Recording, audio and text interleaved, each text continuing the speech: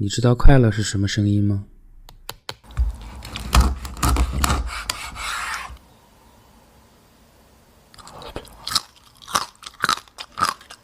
这绝对是我吃过最棒的烤五花肉了，我真的太喜欢这个脆皮了。你的叫喜欢吗？你的是馋他的身子，你下贱！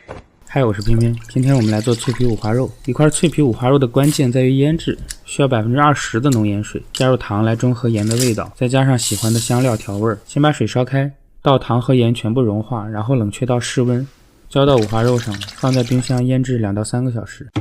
这里有一个小知识，经过腌制的五花肉在烤制的过程中损失的水分会有30%下降到15%。现在五花肉35一斤，35乘以15%等于5块2毛5，4舍5入就是省了5块3。说一个亿的，请自觉给小学数学老师打电话道歉。烤箱150度烤2个半小时，低温慢烤可以让外皮酥脆的同时内部鲜嫩多汁。看这个闻起来太棒了，因为经过腌制，肉并没有缩小太多。俗话说得好，恋爱可以慢慢谈，肉一定要趁热吃。听这个声音，不行，我的眼泪不受控制在嘴角流下来了。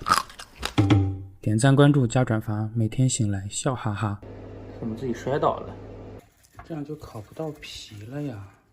是什么让你立不住的？是贫穷。极致。